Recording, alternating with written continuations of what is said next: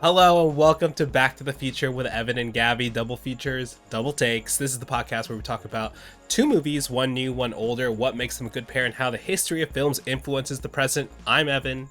And I'm Gabby. And today we are discussing The Naked Gun and Airplane. two movies of true gold standard comedic absurdity. Is this the movie? Is Naked Gun the movie that will save big studio comedies? And can they ever just make them like they used to? We'll get into it.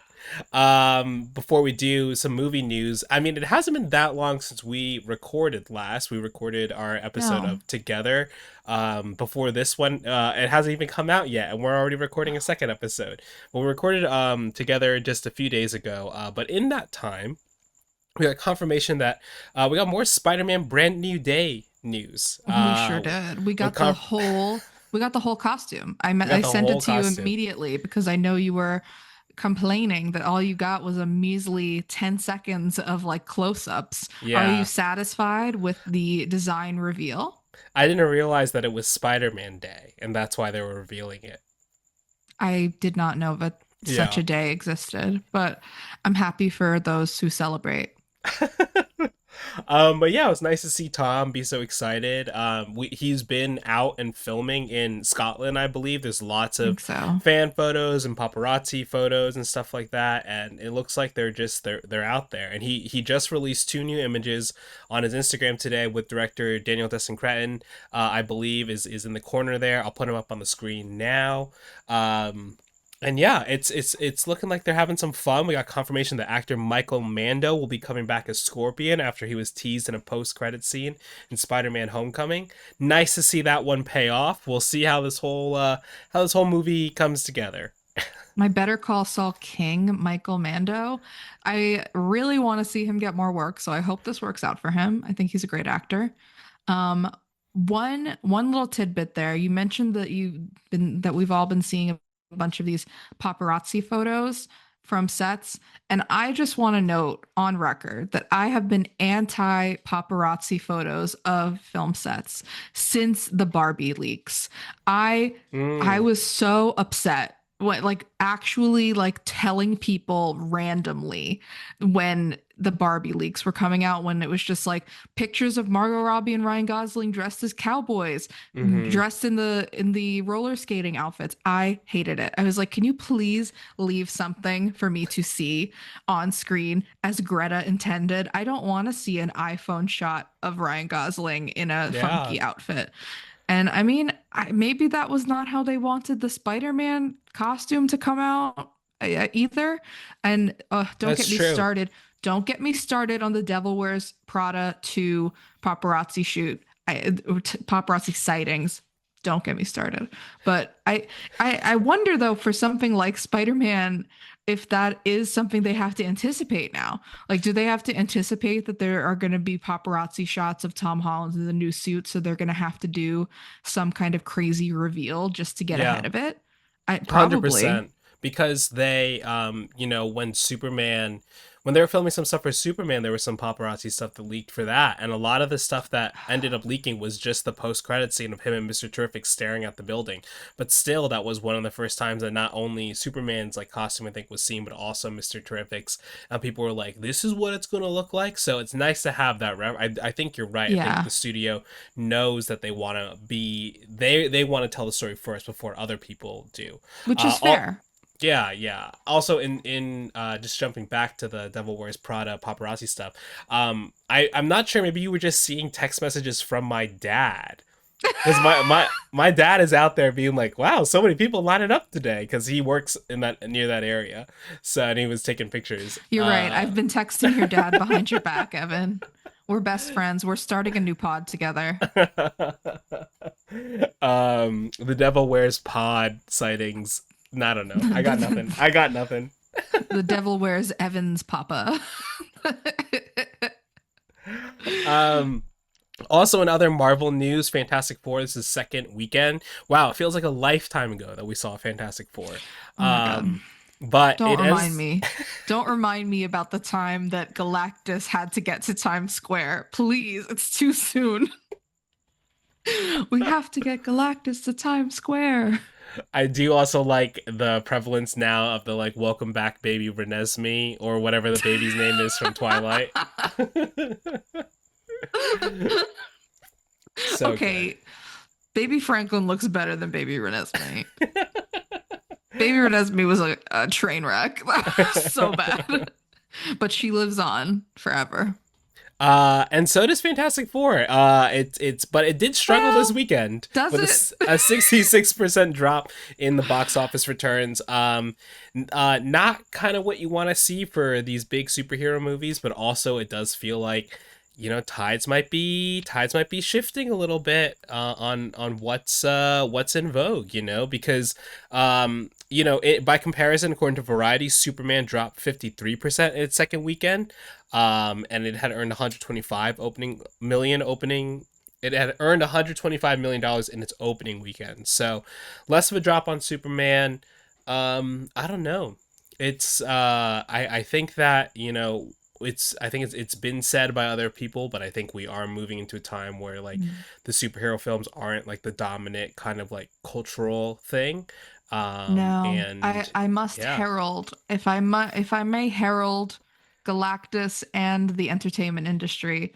I think audiences are sick of this. Mm-hmm. Like I think they're just like, or at least normal, like normie audiences, like people who don't go to the movies all the time, people who don't religiously keep up with the comic books and the like, comic book style storytelling Mm-hmm. of these movies, where you have to kind of keep up and have seen a bunch of other ones to understand what you're going to see.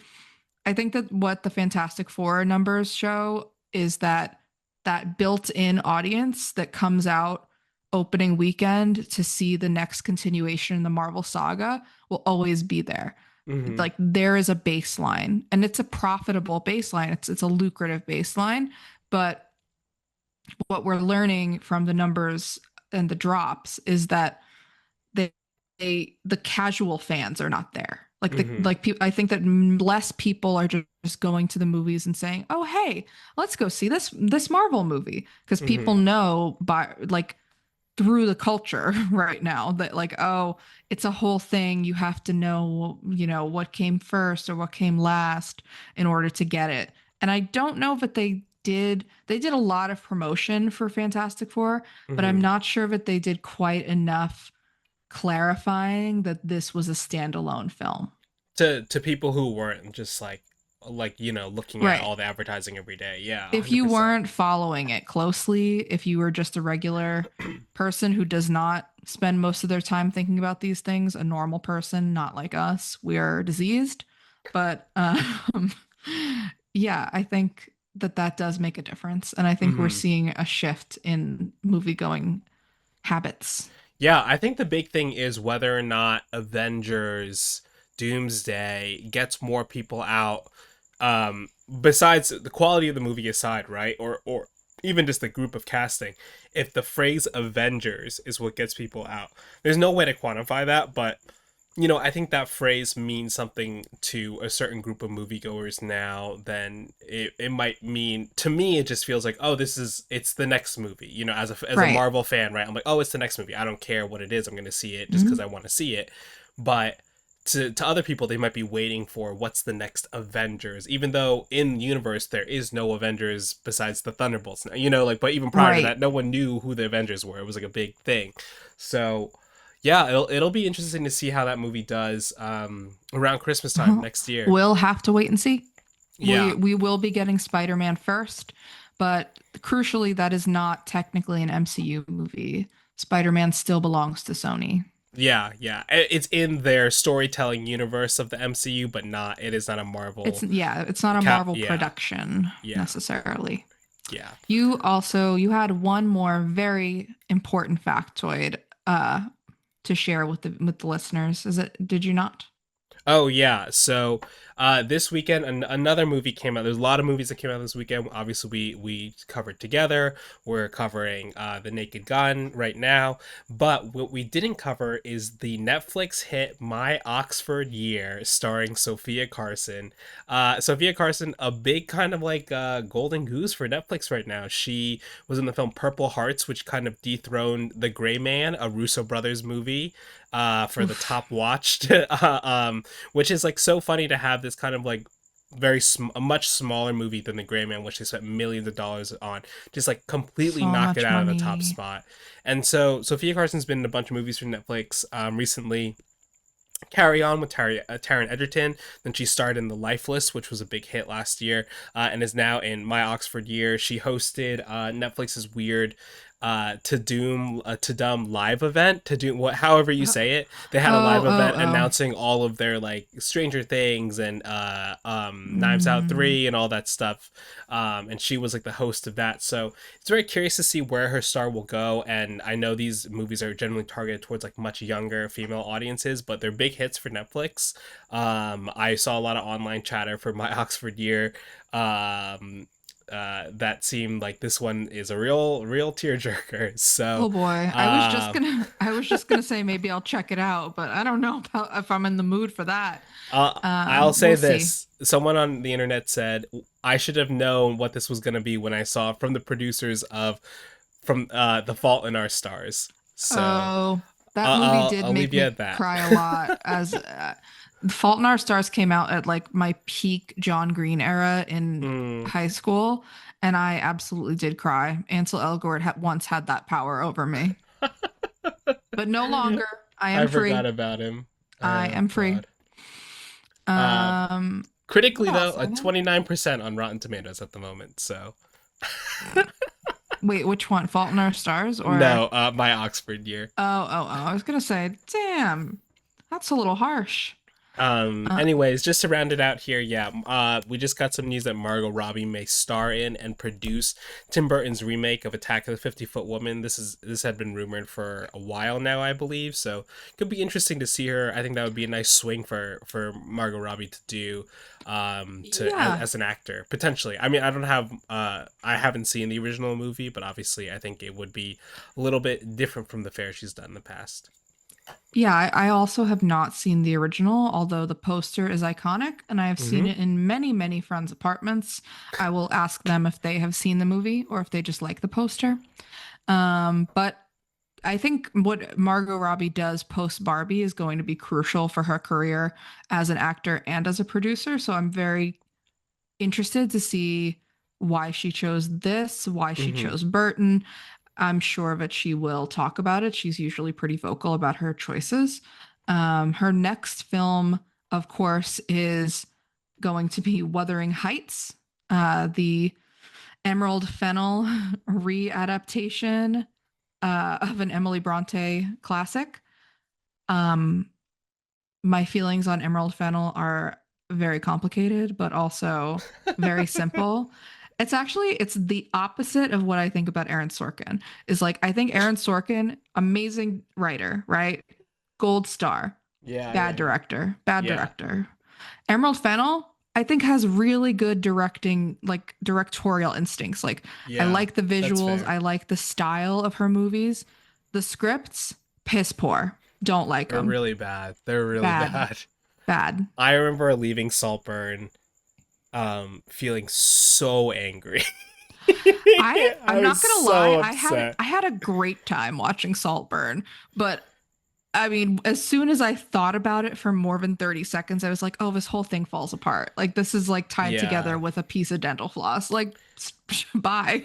I mean, that was me in Promising Young Woman for sure. Like, I loved Carey Mulligan's performance in it, but then, like I thought about the movie for less than 30 minutes. I was like, oh wait, maybe I shouldn't. No, Promising Young actually, maybe it Woman. didn't work.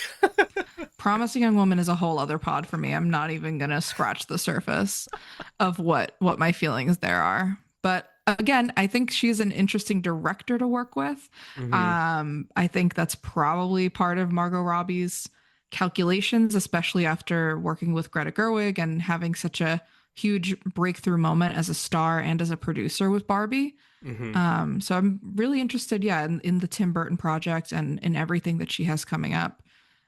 She's a very successful producer out here now too. Let us not forget. Yeah, yeah. And we'll see her this year in A Big, Bold, Beautiful Journey, my most anticipated movie of this year. Oh my God. I forgot that that movie's coming out, even though it's on our schedule as something to cover. It's, Oopsies. I can't wait. I cannot wait. I will see it multiple times, even if it's bad. That's going to be an Evan episode. You're going to have to do the pairing. You're going to get to pick everything since that's your anticipated film. Yay. Speaking of going to see films, let's talk about our movie going experience of watching The Naked Gun. Yes. It was really great. I think we both saw this in pretty packed theaters this opening weekend, right? Opening weekend for this movie. I saw it Saturday night Mm-hmm. at a packed theater at the AMC 16, where I basically live now. And it was so packed that even Akiva Schaffer, writer director of this movie, made a special appearance to intro the Incredible. movie, which was super fun. I Yeah. mean, like the audience, we sat through all the trailers. I mean, we were having trailer time, and then all of the like the you are an AMC Prime experience like videos played, and it seems like the movie's about to start, but then all the lights came up and I was like, "Oh no, am I reliving like a bad malfunctioning projector again?" But no, it was just Akiva Schaffer. It was a very pleasant surprise. That's awesome. And he was very, very genuine and very funny, but mostly just really wanted to thank people for coming out to see the movie and being interested in the movie. And he took a picture of the audience and shared that he accidentally maybe Coldplayed a few couples when he did this at the Grove the night before. So he was like, "If you're cheating, please duck," which got a big laugh from the crowd. But yeah, just I mean, he was only there for a few minutes, but I think it really did set the tone for the audience that uh, there was a lot that went into this movie and that he really cares about it and is clearly, yeah, passionate enough to come out and support it even after you've already bought your ticket. Yeah. I mean, I think that's a fun thing. Like in like one of the fortunate things in LA is that like sometimes you're at these screenings opening night, so the Saturday screening, Saturday night screening, and the creative team is just making the rounds. They're just going out unannounced. They're just gonna be there and just to pop in and say, "Hey, thanks for coming out and watch the movie." And such a cool experience to like, for them to see so many people and for you to see them like be there. It's awesome. Yeah. I wanted to go to that screening and I couldn't get tickets because it was sold out basically. And so Mm-hmm. I went early in the afternoon and it was also a really, really full crowd. And I will say, maybe this is jumping ahead a little bit. Actually, I'll save it. I'll save it. I'll save it. So, Were you? I'm curious uh, to see if you were going to say what I was just going to ask you, which was what was the age demographic of your theater? I would say probably like elder millennial, maybe from what I could tell. Maybe some Gen X is the one above millennial, right? Yeah, Mm-hmm. probably it's probably a mix of that, from what I could tell, and some kids. Some parents have brought their You got some kids. kids. Yeah, it was Okay. two. It was like a 2 o'clock screening. So Okay. yeah. Um, yeah, mine was I was at about 7:30 screening, and I was surprised to see how many like Gen X there were in the audience. Mm, And just I feel like when I go to the movies now, it's a lot of millennials and mm-hmm. Gen Z and younger people are going to the movies, which is great. Yeah. But I thought it was really interesting how maybe it's the stars of these movies being older, maybe it's the property and like people being more familiar with the Naked Gun original, which came out before you and I were born. But um, I thought that was interesting because I don't think recently I've had that diverse age wise of a crowd. Okay. Yeah, yeah, yeah. I think It's a we can good get into thing. some of that too. Yeah, I think so. I mean, it's great to see people of all ages at the movies. That's Yeah, for it's sure. great.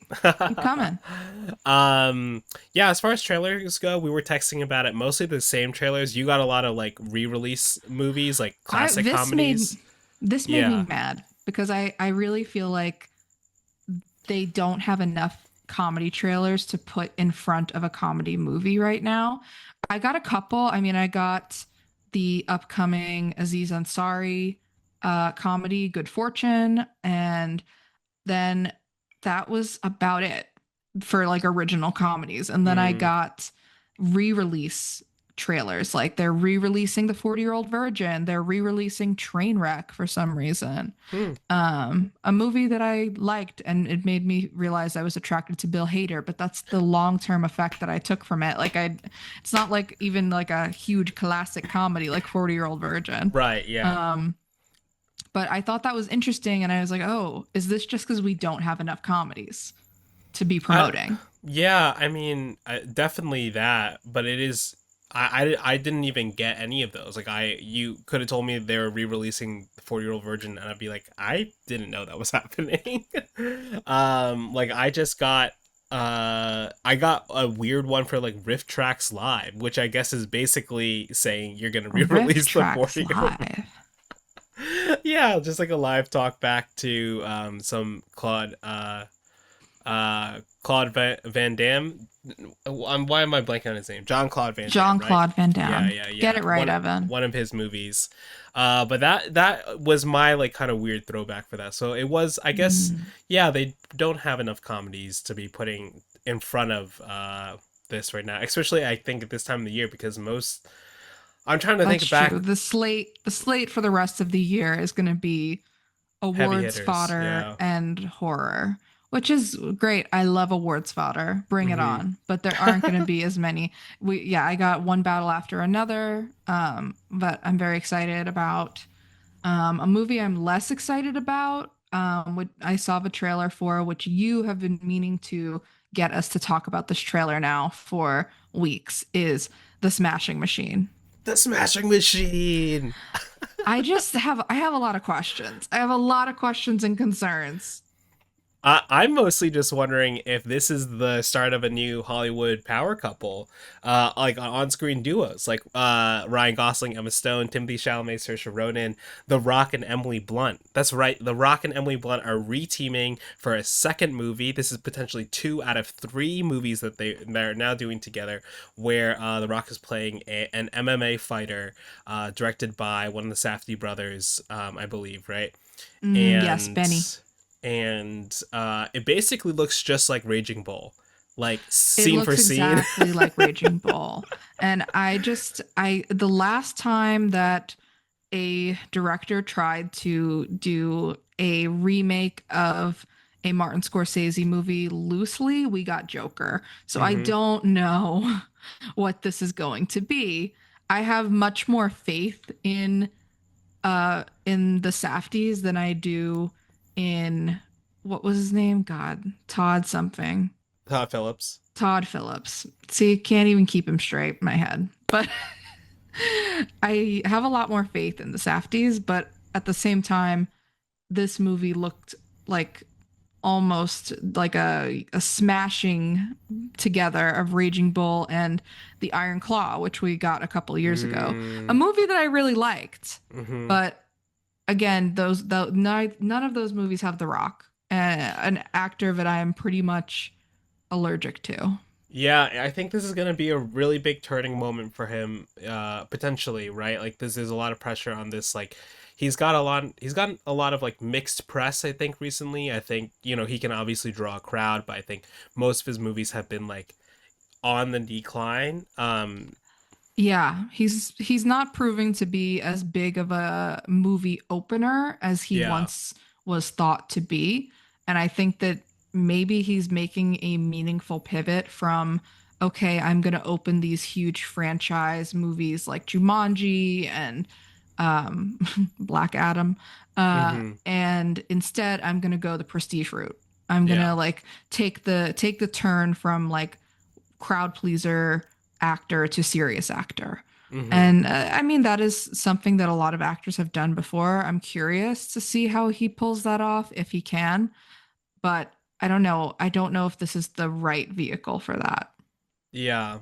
Based on the Um, trailer, I have not seen the movie. Maybe the movie's yeah. different.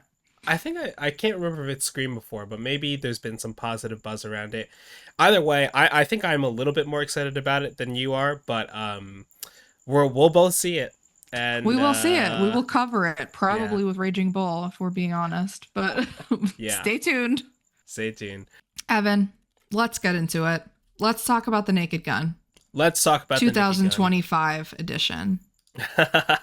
Yeah, release August 1st, 2025, directed by Akiva Schaffer of Lonely Island fame, written by Schaffer, Dan Greger, and Doug Mann, produced by Seth MacFarlane and Erica Huggins.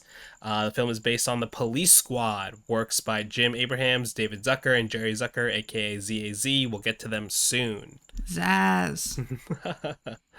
And starring Liam Neeson as Frank Driven Jr., Pamela Anderson, Paul Walter Hauser, Kevin Durant, Liza Koshy, Danny Houston, and many, many more. This was I think my first thought when I heard that they were rebooting this. I was like, oh man, what are we doing here, folks? Is this it? And honestly, this might be it, but in a good way. I think so. I mean, I had the same like kind of cringy feeling when I first heard that they were going to reboot this. I was like, oh no, because I had the sinking feeling in the pit of my stomach that I was like, oh no, Airplane is next. Please don't remake Airplane. Yeah. And I worry that again, Hollywood will take the wrong lessons from this movie being successful and be like, we're remaking Airplane.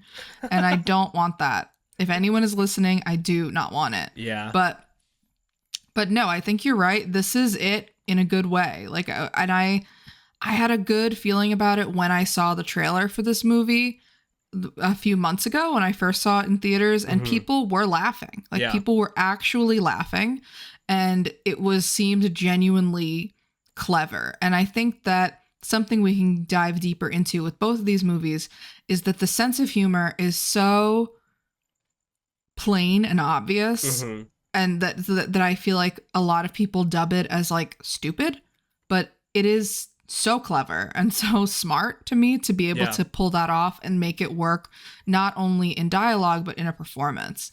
Something that I read a little bit about in terms of Airplane, which I think and the original Naked Gun, which I think applies here a lot, is that the priority for those original movies was to get actors who were serious actors to do the comedy, but like they didn't want a comedian. They wanted like people who would read the dialogue as seriously as if it were, you know, The English Patient. Yeah. And now here we are with Liam Neeson, who is known for playing these kind of like gravelly, tough guy, like dark guys. And he's playing, you know, he's still a cop, but he's a buffoon, and like on purpose, a buffoon with a heart of gold. Yeah, I agree. I mean, this goes back to our conversation on Fan Thread too.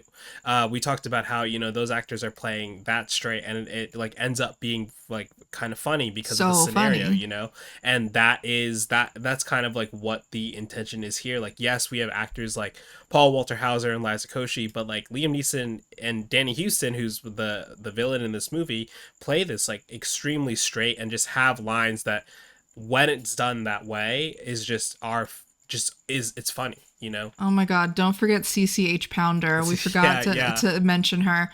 The gravitas that woman brings to absolutely anything. Yeah. Unmatched. There's a running joke about them not being able to, they can't wake up her husband because he's got a big promotion. I was losing it when he like showed up in a scene still asleep, like with his sleep mask on. It was like, Ronald, you got the promotion. I was like, yeah. As far as the plot of this movie goes, it's, you know, this is a comedy movie. It's not, you know, nothing too serious here, nothing that your brain isn't going to be able to figure out. But basically, Frank Drebin Jr. is on the case as he tries to solve the case, a murder case of someone who is driven off a cliff, and then tries to also, I'm trying to like figure out the best way to describe the other half of this. So it starts as a bank robbery at the very beginning, and there is something stolen from the bank, which is helpfully called the PLOT device, Incredible. which I thought was very funny. Yeah. And we soon learn that there has been a guy murdered by his self-driving car, question mark. Like it's like an electric car, and that drove in off a cliff in Malibu. Yeah. And we learned that safety deposit box that was broken into belonged to the man who was killed in that accident. So our intrepid Frank Drebin Jr. puts together that these are not two cases, but one case. Yeah. And we go from there. And I don't know, this was it was such a delight to watch and hear people laugh like this, because I feel like I've been in crowds, like the Lost City, the Sandra Bullock, Channing Tatum, I believe, comedy from a couple years ago. That one I felt really flat in the room, I'll be honest. And I remember at least being like, I don't know, guys, like, what are we doing here? And then Jennifer Lawrence, No Hard Feelings, was like definitely a notch in the right direction as well, but it wasn't like, it's like, oh, there's something darker. This movie's interested in something that isn't quite what it's neither a comedy or a drama. It's like this weird dramedy that isn't quite excelling on either level for me. It's just also, that movie, I think, had a lot of coming of age elements in it, which were good. I mean, there's nothing wrong with that, but I think that it kind of confused the audience as to, is this a teen movie? Is it a straight out comedy? Is it a dark comedy? Is it a satire? So I think that tonally that movie was a little bit confused, but ultimately I thought was very funny. I maintain that Jennifer Lawrence is braver than the Marines for that one scene where she gets naked on a beach and then clocks a bunch of teenagers. Love it. Love that for her. But this movie very smartly, kind of like it, puts the police squad in this position and Liam Neeson's character in this position where it is just like, nope, this whole situation is just very like it is just outlandish, Yeah, no, it's ridiculous from the get-go, and you know that immediately. I think that it does a great job of setting the tone for what the rest of the movie is going to be. And it's kind of like, well, if you're not on board with the opening 5 minutes of this movie, you're not going to be on board with the rest of it. Yeah, 100%. But I mean, again, if any of the audience had even seen for any of the first Police Squad or Airplane or any of the previous Zaz productions, I think you kind of know what this movie is going for, what it's emulating, and what it's reflecting. Yeah, and I think it like pays homage to that like really well too. Like just like if you're watching on YouTube, you can see this shot where Paul Walter Hauser and Liam Neeson are being handed coffees. Them just like taking coffees and throwing coffees away and taking coffees and throwing coffees away, and then being handed successfully larger cups of coffee. Yeah. It was pretty funny. Oh, that was so good. Also just like Liam Neeson's fighting style is like I never seen the Nake Gun movies before yesterday, and so I watched the first Nake Gun after I got home from this one, and so my mind is now mixing the two of them up, and I think in such a great way, because it feels like they're such a this is very pretentious to say about comedy movies, but they're such in conversation with each other and seamlessly and so in tune with what makes the first movie special, that this one like just exceeds on that level as well. I think there's something that I did want like a little bit more out of the movie overall. I can't quite place it. Like as I left, I was like, oh, I wanted something else. But honestly, I'm just happy to have a movie that's like this funny. Like what I was gonna say earlier is the movie theater experience is that I haven't audibly heard this many people say I would watch that again leaving a theater. Like I heard so many people say that as we were walking out, which is great. Yeah. That's very interesting. I think that also may speak a little bit to the fact that it is, I believe, 85 minutes long. Yeah. Is that the right time? It's just like it zips by. It's a good time. Like you don't have to also with comedy like this, as I said, I do think that the writing of it is very thought out and the performance is pretty thought out. But watching it, requires little to no thought. Like you just have to sit there and laugh. And I think that that's kind of what people want out of a comedy movie. Like, yeah, I think we've almost gone a little too far down the rabbit hole of examining what a comedy is, even in terms of ones that get released in theaters. And this is just a plain comedy. Yeah. Yes, it's a parody, but it's the most on its face comedy I can think of in the last few years. It's also like an action comedy that's like light on the action, right? Like it feels like other action comedies like The Fall Guy or like who's it? Freelancer, I think it was John Cena and Alison Brie or something like that, or Anna Kendrick, one of the two. Those are like more about like the action set pieces than it is just about like these guys like being funny. I don't know, like I will say I wanted more Paul Walter Hauser. Another comment, another criticism that I had for Fantastic Four. Yeah, sure. I just want more of him in a lot of things. I think, but especially comedies. I feel like he's very funny, but has been in a lot of dramas lately. And I'm just like, he played like a very scary serial killer in an Apple show, and it still haunts me. His voice work in that show, very scary. Yeah. But I see what you're saying. Like there was some like part of me that was like, oh, is this it? But I couldn't tell if that was just my brain being trained at this point to look for like multiple layers in every movie, or if it was something lacking from the film. And I honestly think it's just me being brainwashed. And like, this is comedy, accept it. Yeah. Is what I got to at the end of this film. I thought that in any other movie, I would have said that the whole Eden Tech, Danny Houston plotline was too easy. Sure, I would have dinged that in absolutely any other kind of movie. I would have been like, okay, here we go. Another evil tech billionaire who wants to do something extreme to wipe out the quote unquote weak people and start over with like the alpha males and stuff like that. I would have thought that was lazy in anything else, but because this movie is already a parody, it feels so much like it's parodying those movies that have turned it into a trope. Yeah, the fact that it can open up and say that this thing is the plot device, like you truly, you're like, oh, okay, whatever else happens, you're just like, well, it's in service of part of that, the literal plot device. Also, when I loved it, relaying the plan to the other like billionaires, and they're just like, and he's like, and then other people were in this world, and they're like lizard people. Like, crab people. That was really funny. Crab people. I know this guy. So funny. I loved it. I loved that. A lot of this kind of felt like parts. There was like very like, I think you should leave like coded humor in it, and then it's like, where does that like snake eating its own tail? Right? It's like you could see that those guys were definitely influenced. There's no way they weren't influenced by, Airplane and Naked Gun and stuff like that. So it's nice to see like. I think the Naked Gun, when it was Police Squad on TV, people like didn't know what to make of it. They were like, we're gonna cancel this. This doesn't like make any sense.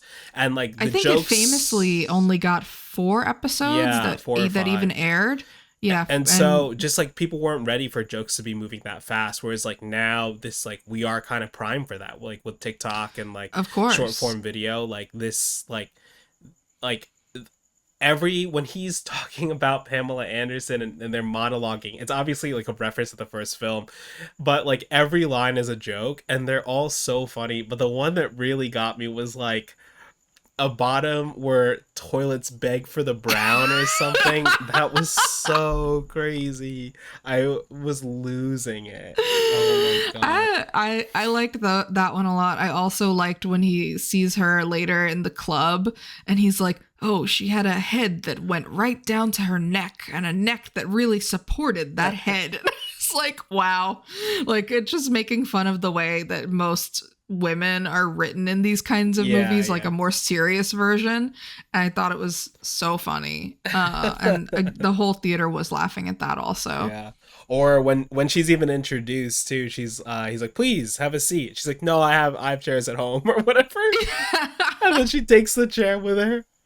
Actually, I will take that chair. And then all the cops are staring at her, and he's like, Gus, do you mind? Give me a break. But there's so many visual gags in this movie too, which are that's why I would want to watch it again. Not even just because I had a good time and it's funny and I would watch it again, but because like there was a moment in where they're establishing the police squad office, which you can see behind me if you're watching us. And there's like a freezer section and it says cold cases. And there's a guy that walks out of it with like an icy file folder. And I was like, okay, that's like silly, but I thought it was very funny to see it on screen. And I'm sure there are hundreds of other gags like that I just didn't even catch on a first viewing. Oh yeah, I don't even think I clocked that. Like I would just want to watch the sequence again where he is like the electric car is like being taken over by the villain, so he can't control it. He shoots through the windshield, but then people carrying a windshield throw it back onto the thing perfectly. It was perfect inversion on the classic, like, oh, we're about to crash through a pane of glass or a mirror or a piano. Perfect inversion of that. I thought it was so funny. I loved it. Yeah. I loved every minute of that sequence, and I loved how the car, when he first gets that car, it's a callback to the original, which they play over the credits later on, where Frank Drebin is driving on the sidewalk unknowingly, and he's like, "What has become of this city?" Yeah. I need to talk about my favorite kind of homage to the original, and my favorite part of this movie though, which allegedly was almost cut. And I can't believe that they would do such a thing to me personally. But of course, I'm talking about when Frank Drebin and Pamela Anderson's character, who is the sister of the deceased, the murder victim, I believe her name is Beth Davenport, when they finally kind of decide to be together and they are shown in a cabin, like going on a weekend together, and they go through this whole cycle of like being super romantic and making snow angels, making hot chocolate, being in the hot tub, and then they find a book of spells and incantations, and they decide to like form a circle and apparently bring to life a snowman. And the snowman becomes part of their relationship. Yeah. I was losing it for that whole sequence. And of course, it's an homage to the original when Leslie Nielsen gets with Priscilla Presley and they go on all of these dates, and it's a montage, and you're meant to believe that they've been seeing each other for like weeks, months, and then it's been one day. Yeah. All of it is one day. And they're just like, gosh, I love you. But this one was so much more harrowing because snowman. This part also, now that you mention it, felt very, I think you should leave, when the snowman turns evil and is like kill it. Jealous. Yeah. Oh my god. Yeah. That it was like death by jacuzzi is pretty good. Oh my god. Yeah. And then I feel like, okay, so towards spoilers at this point, I guess, if it matters. Full spoilers. But the end where the owl payoff happens, where in the beginning he's like, send me a sign, daddy. And then it's an owl and he's holding it. I was like, that's the moment where he's holding the owl and it's so like CGI or whatever. And I was like, oh, I wonder if this is like what part of like one of the things with studio comedies is that they like think they have to spend money on like these like set pieces, and then it looks bad because they don't have enough budget to do it well. Like I think the movie did a really good job at pulling and knowing where to spend its money on screen, Yes. you know, and to really focus on the actual comedy part of it as opposed to setting up some like outlandish scenario. Because even like the claw machine in the beginning picking up the That car, was so funny. like that looks fine, and they didn't like shoot beyond their means of like trying to like make that look better or worse or anything, you know. I'm like, that looks No, but great. Yeah. with comedies, I do think that there is a way around that kind of pressure directorially, is that you can make that tone part of the movie. Like you can make that tone and that look of something looking a little bit out of place or looking fake part of the joke. So that you're not like, you know, if this were a real action movie, if this was John Wick 5, it would have to be like the most real looking owl that could support a grown man, you know, like flying. But you know, that's just not the kind of movie that this is. And I think that you know, there can be a way around that with tone. Yeah. And comedies exactly. comedies more than any other movie have the opportunity to do that. 100%. And so, yeah, I think like when there is like some moments where the CGI feels a little like whatever at the end, it feels like fine because it's like, well, this whole thing was like really goofy from the start. So it works, you know? I mean, just even having like Dave Bautista show up at the end to like say some of Liam Neeson's lines for him because he wanted to take a break. I was just gonna say, yeah, so like funny. Even like factoring in a cameo like that to show how like replaceable all of these elements are is so smart. It's very smart. All of this writing is very like, even if you want to say baseline, oh, this movie is silly or the humor is silly, it still takes so much to like make this funny on a page. Yeah, and to have it all, it's a feat. Like, works, yeah, truly just works so well and just moves at very fast but at a very like acceptable pace, you know. It's hard to like kind of talk about movies like this, like just because it's just like, yeah, I had a great time and I would watch it again gladly. I did, but I mean, I feel like we need more movies that where you just have a great time. Yeah, you know, where you don't need to come out of it angry or like feeling confused or feeling like you wasted money at the movies to see something that you didn't like.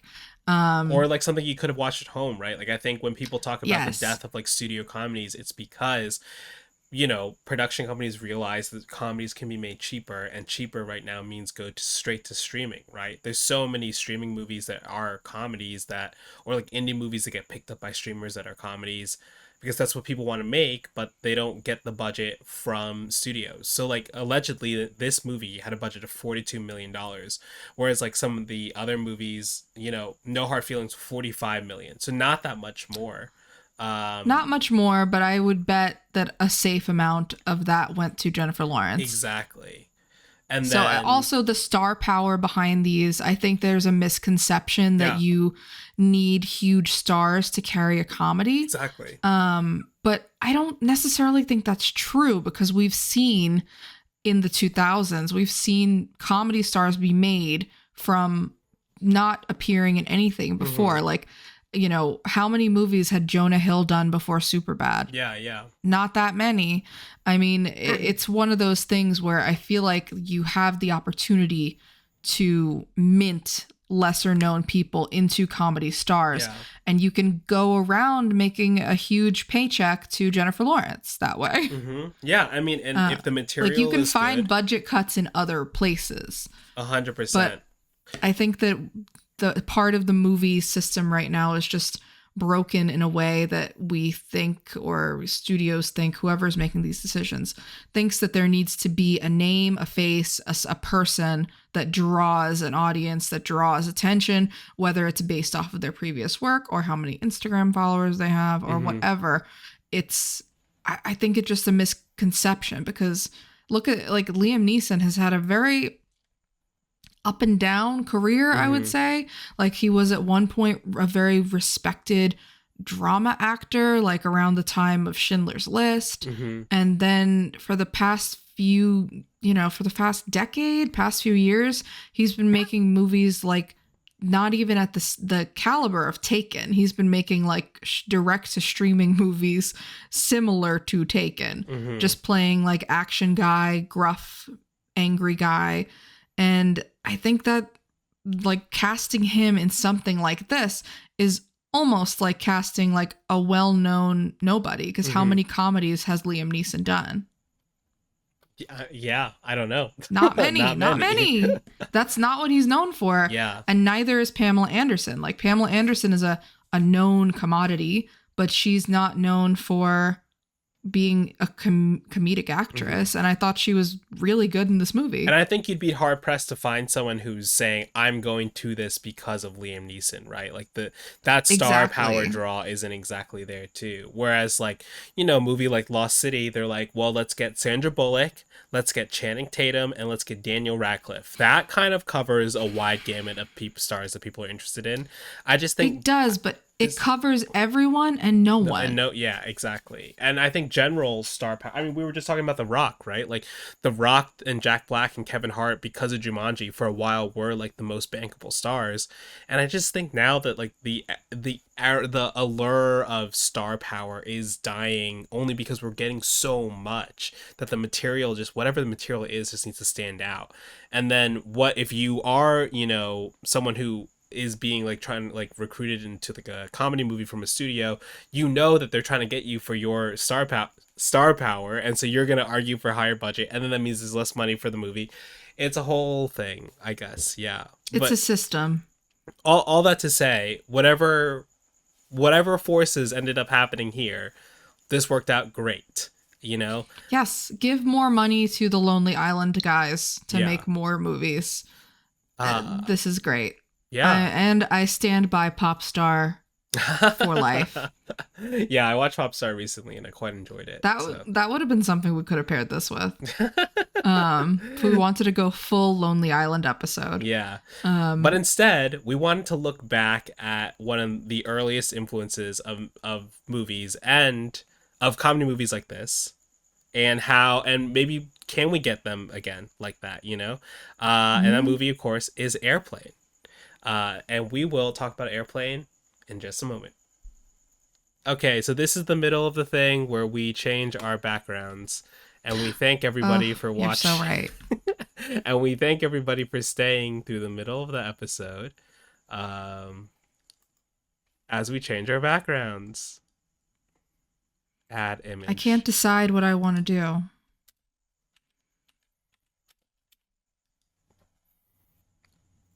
You picked a good one. Okay. You picked the beginning of the movie, so I will pick the end. Christopher Nolan wishes he did this. And he did. And he did. In Tenet. Movie I don't like. Yeah.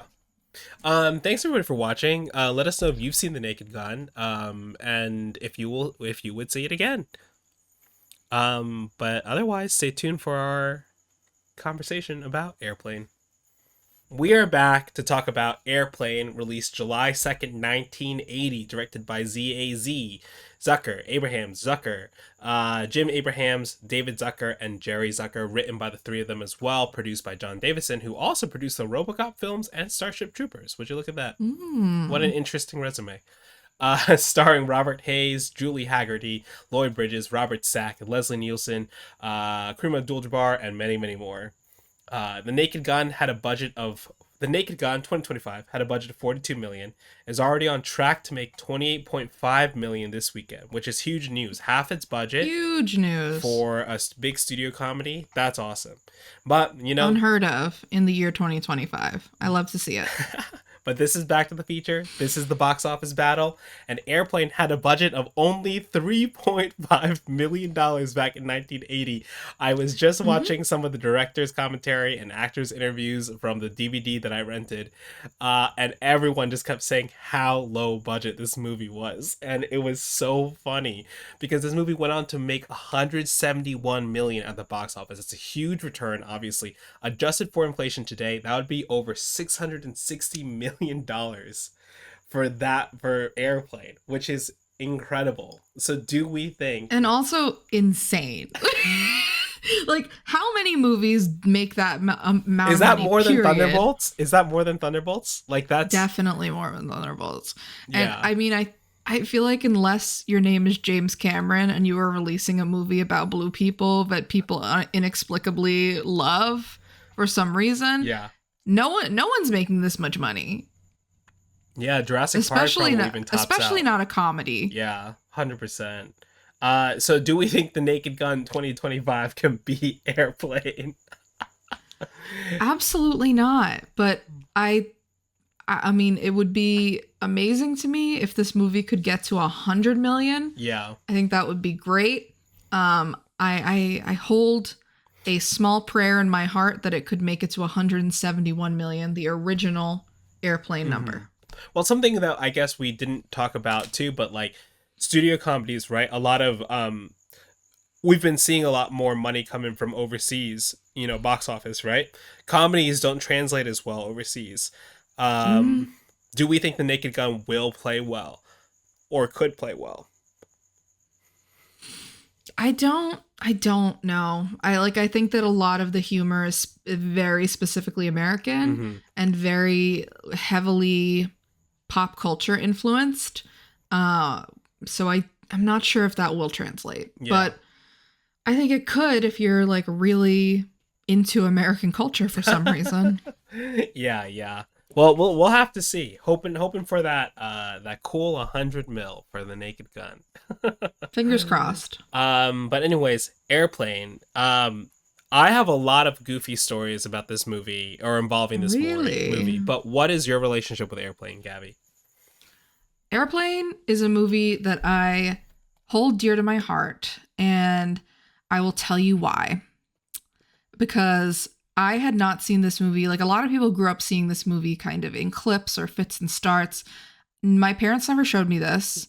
And the first person to try and show this to me was a high school boyfriend who shall remain nameless.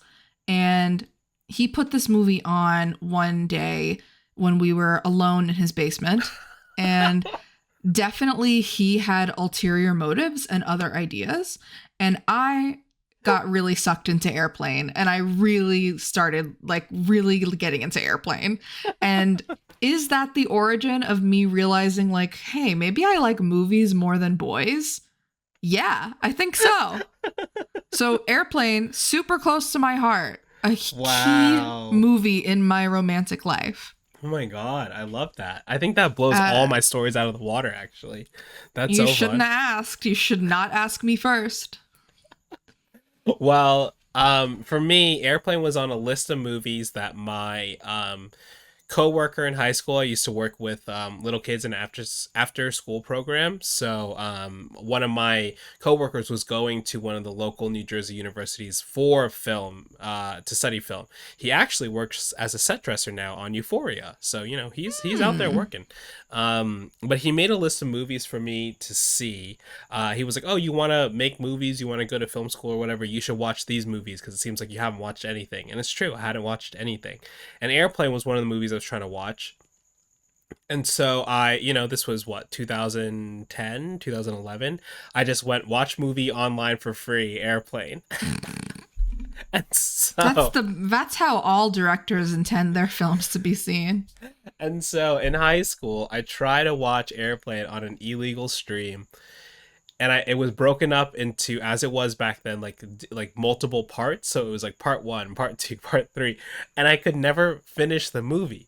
Basically, the last it would this always. This movie is not that long. I know, but the parts would always stop at the moment where they're crashing and the woman runs on screen and she's her topless. Yeah. And so it was just like, I was like, why can't I find the next part? I just want to finish it. So for years, I hadn't watched the entirety of this movie. I didn't know how it ended, and I didn't look it up either. And so I remember really liking it. So I think during COVID, I decided to finally sit down and watch the whole thing, and I was just like, wow, this movie is genius. It's awesome. And so rewatching it for the podcast, one, shout out James Hong. James Hong is in everything. He it was crazy to see him just appear here to have him kill himself because the story was so bad that, or it was so long that, you know, Robert Hayes' character is saying, Ted Stryker. But also the old woman who he sits next to and starts telling the story, right? And she ultimately hangs herself. That is the mom of someone I used to work with named Casey. Casey was one of the coolest guys in the business, you know, taught me a lot of stuff. And that's pretty cool. And that's a good claim to fame. Yeah, his mom was a working actress, and she is credited as the hanging lady in this movie. And the only reason I know that's because, you know, Casey, he's an older man. He likes posting on Facebook a lot, post pictures of his mom, and everyone would be like, "That's your mom in Airplane." I was like, oh, Casey's mom is in Airplane. And so seeing that clip today, I was like, that's Casey's mom out there. That's awesome. So yeah, I really, really love this movie. Love these little like connections I have with it, but also just love that it's just so effortlessly funny. You know, I think similar to the Naked Gun, and even I think the Naked Gun maybe like it insists upon itself a little bit, but this movie is just like the way it because the filmmaking styles at the time, but the way it holds on itself, the way that this movie is also kind of like a parody or a remake of like bad airplane disaster movies too. It just like, again, it's just the idea of playing this thing so straight that it is there. The comedy just like springs up from it, and how they infuse these little moments of obviously the "Don't Call Me Shirley," the inflatable autopilot, like everything is so great. I really, just the way that you laugh when you're watching this movie is so natural. It's just as if you're talking to somebody that you think is really funny in conversation. Like that's how the style of comedy is, and I think that's very purposeful. I think you hit on it a little bit with the effortlessness of this movie, is that, even something like The Naked Gun definitely feels like it's trying a lot in certain parts, and not that it doesn't work, but you can feel the writtenness. Like, as much as I love the Black Eyed Peas joke. I love it so much. I thought it was so funny. I loved it.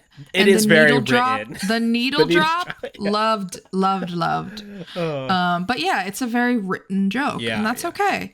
But the jokes in this movie are just so, like, him getting on the plane and being nervous, and the older woman being like, "Oh, is it your first time?" And he goes, "No, I've been nervous a lot." Yeah, incredible. Like, it's just so natural. They highlighted in the director's commentary the scene where they parody the kind of like couple leaving for the train, like on a train and stuff. Oh my god! So first of all, so funny, and the conductor being like, "You better get on that plane, boy," whatever. But then when he throws her the watch, and she's like, "Wait, you're gonna need this." You're gonna need this. No, it doesn't work. I love it. It's such a additive detail that, like, the scene's funny without it, but it's just like, if you hear it and you got it, it's just like, oh my god. I mean, even the fact that this movie has jokes that you don't realize are jokes at first, like even the very beginning scene of this film where they're kind of just doing establishing shots of the airport, of the planes, of the general vibe, and the two loudspeaker people, like announcers, being like, "The red zone has been for this, and the white zone is for this," and then the woman's like, "Don't tell me what the white zone is for. I know what this for." And then somehow it escalates into, "Oh, you want me to have that abortion, don't you?" And the guy goes, "It's the only sensible decision." Apparently, like, okay. Played by a real married couple. Good for them. but I just, like, you don't even realize that this is like building into a joke for the first 3 minutes of this movie. And that's how embedded the humor is. And then when Ted Stryker pulls up and he's like, "I'll be right back," with a taxi cab, and the taxi's just there the whole time. Meter is running. God. Yeah, truly so fun. I also, the reason I picked this as my background, which is the moment the plane crashes into the building, is just another Mm-hmm. way. It was like I didn't realize the movie had such a small budget, but they still managed to pull this off. They were like, you know They what? did it. It's like we're gonna fill the other seats of our airplane set with mannequins. We're gonna like scotch tape things together like on this plane. But like if we have one set piece to do, we're gonna do this. We're gonna crash a 3/4 size model of a plane into an actual building, and it's incredible. I love that they it's one prioritize joke. that. It's like one joke. Like it's not, has no bearing on the rest of the plot at all. But it's a joke that you remember. Yeah. It's a joke that is memorable, and for the argument that like it's hard to make comedy films seem cinematic, here's a shot that makes it seem cinematic. You know, like a plane bursting through the airport is not something you would normally see in this kind of movie. And also the flashback to where both Oh my God. they meet Elaine and Ted. It felt very Phantom Thread, right? The two of them just dancing in the club by themselves too, and Oh my also just like God. the haze on the lights and stuff too, and that whole The Saturday everything, Night Fever all of of it that is all. incredible. The sleeves, oh God, it's so great. Like I love it. And then I mean, oh, just like, and then them like kissing on the beach is so funny, and the waves just, yeah. it's another montage of like, look at our whirlwind romance. And it's just funny because we've seen all of these things in really serious movies before. And when you take away those like dramatic stakes, how funny it actually is to be like laying on the beach and kissing when you know that a huge wave could come at any moment. Yeah. Like, it's not a great place to kiss.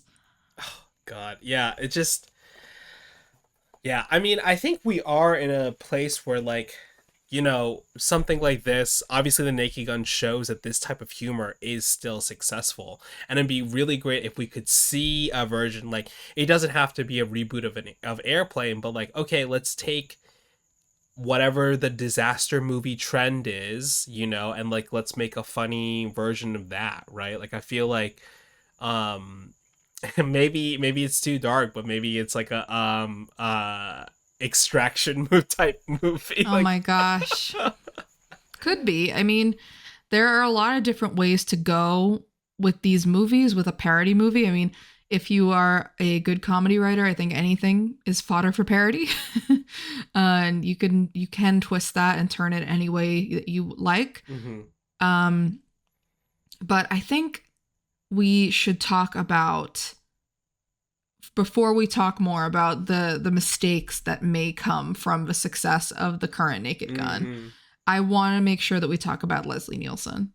Oh yeah, who is the original Frank Drebin in the Nake Gun movie, the first one and the sequels. There were 3 of them total, I believe.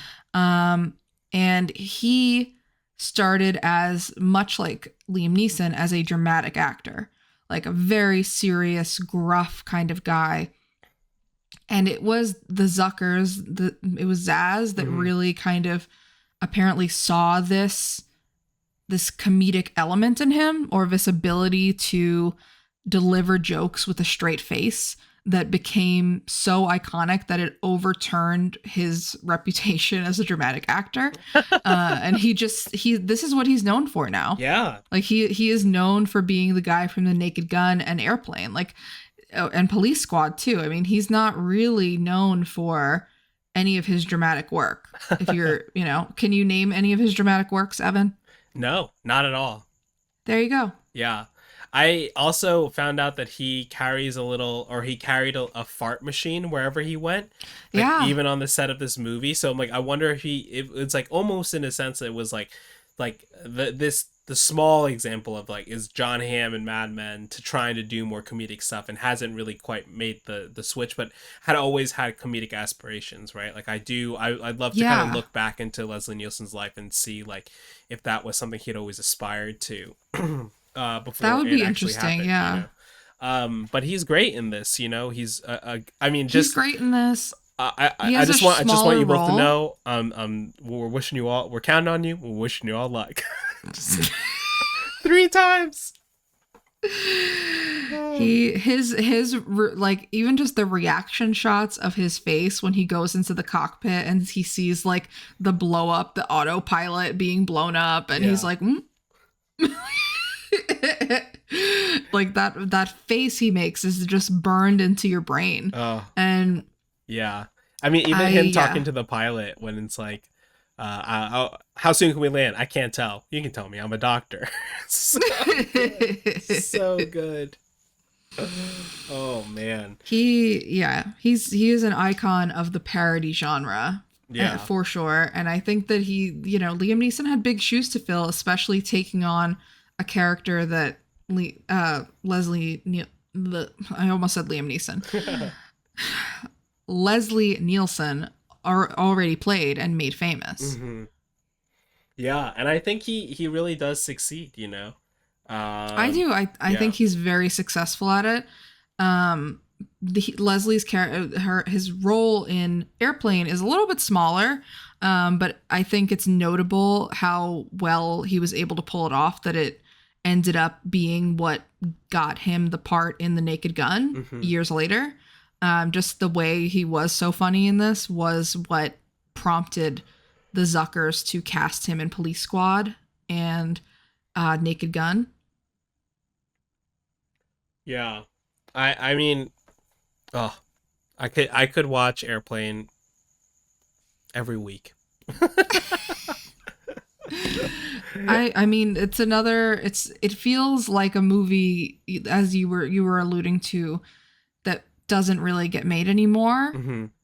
And I wonder if that will change if The Naked Gun is a roaring success, even if it's a moderate success, even if we just see that it makes back a return on its budget and that people came out to see it that don't normally go to the movies. I think that would be considered a success by today's metrics. And I just don't want us to go in the direction of we take the wrong lessons from the success. As I said earlier, I do not want an Airplane reboot. Like I don't touch this movie. You can do helicopter crashes, you can do private jets, you can do whatever you want, but don't touch Airplane. Even if you're Akiva Schaffer, if you're listening, skip that one. I wonder if they would do something about like the space, like the astronauts who got stuck in space, or like the Katy Perry orbital journey. Like if that's an avenue it could go. I don't know. You should pitch it. Maybe. He's keeping it to himself. But I feel like like when there are successes, and this is, I think an early call on whether or not this will be successful. If it's something like Barbie is the most recent example of, we took the wrong lessons from the success of that movie, and now which is to make more toy IP movies. Everyone's like, okay, we're gonna make a Hot Wheels movie, we're gonna make an Operation board game movie, and I'm like, no, don't do that. Barbie was successful because it was an original take on something that everyone is familiar with, and it catered to audiences that don't normally go to the movies. Like that's what made it successful. It wasn't because it was a toy. Exactly. Yeah. And this one is just like, hopefully we keep giving people who are, really smart comedic writers opportunities to tell a story on a big scale. Yeah. Give the budget, give the stars sign up to do a comedy, like I heard this, I can't recall what podcast it was that I listened to, but I heard this, but like back in the day of like great actors did every kind of genre. Like they wanted to be known for doing every kind of genre, kind of, they would do a sci-fi, they would do drama, they would do comedy, they would do rom-coms. It was not so looked down upon. Like comedy was not looked down as like a step below. Or nowadays I feel like it's the opposite, where a comedic actor does something and then takes a dramatic turn and is then celebrated for their dramatic work, but their comedic work is overlooked. Yeah. And just because, again, the avenues for comedy just aren't there in the same way, and that hopefully that'll change with this movie. No pressure, No but pressure. we here at Back to the Future are expecting the Naked Gun 2025 to change the landscape of comedy for the rest of our lives. Thank Movies have the you. power to change the world. They sure do. Evan, would you like to tell the people what other movies we considered? Yeah, as a parody? Although I will preface saying that this was one that came to us pretty easily, pretty early. Yeah. We both were just like Airplane. I mean, because I think we've tried to avoid doing. When we first started talking about doing this podcast, Fantastic Four and Fantastic Four Rise of the Silver Surfer was like, oh, that's an easy link. But we wanted to try to avoid doing that stuff as much as possible. So obviously we considered the Naked Gun, but like it's more fun to compare things when they're like a little bit slightly more off. Or not compare. Right. Compare or it's compare, not as right? fun. Yeah. Yeah, it's not as fun to just go one to one. Like even if we had done this with the Naked Gun or a Naked Gun sequel, just to compare how those movies are similar or different is not good podcasting. So we challenge ourselves here at Back to the Future. I will say I did watch the first Naked Gun, like I mentioned earlier in the podcast, and I did love a lot of that movie. It was great. It's a great movie. I rewatched it again also, but more just for myself and my own enjoyment. I wrote down the aforementioned Pop Star, which I love, still hold dearly. I think it's grown in popularity since it came out, but I remember when it came out, it was not popular. Another movie directed by or co-directed by Akiva Schaffer. Mm-hmm. And I also have Blazing Saddles. Yeah, that would have been great. I wanted to give a shout to Mel Brooks, who also definitely dabbled in the parody comedy realm, but in a very different way, I would say. Yeah, that's a different podcast, but that one's good because it's also like a parody of a genre, right? Blazing Saddles specifically, which I think fits well here.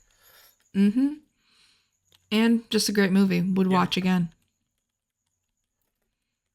That's another one I watched for the first time during COVID. Blazing Saddles? And I quite enjoyed it. Yeah. As you should. Yeah. I've never met somebody who has not enjoyed that movie. That's it for us today. We have another busy week ahead of us, as we'll be covering Weapons. I'll be very scared again in the theater. I'll be there with the big hat and the earplugs. I'm so excited for Weapons. Put it into my bloodstream. I have turned that into a date night that my girlfriend is very, very wary of. I think she may back out at any moment. This is the same woman that I took to see Longlegs, and she walked out during the movie. She's going to hate me for mentioning that on the pod, but not a scary movie fan, I would say. Oh. It'll be interesting to see that with somebody who doesn't like it, though. Ooh, we'll see if I walk out of Weapons. And we're also planning on covering Freakier Friday. Yay! Starring Academy Award winner Jamie Lee Curtis. The long-awaited sequel. Very excited to talk about those movies. We don't know what we're going to pair them with yet because we haven't seen them. Oh, Freakier Friday, though. We have an idea. We have an idea. And not going to give it away, but we do have an idea. Weapons, big question mark. Maybe we pair it with Dr. Strangelove or How I Stopped. Ooh, whatever the full title Learn to Love the Bomb. Yeah. The only reason I'm making that connection is a weapon. Duh, easy. Yes, all of Evan's suggestions to pair with Weapons have been movies that just have weapons in the title. Including, you did suggest, let's just do the original Naked Gun because gun is in the title. And I didn't say no. I did not say no. Maybe we'll watch Gun Charov and pair it with Weapons.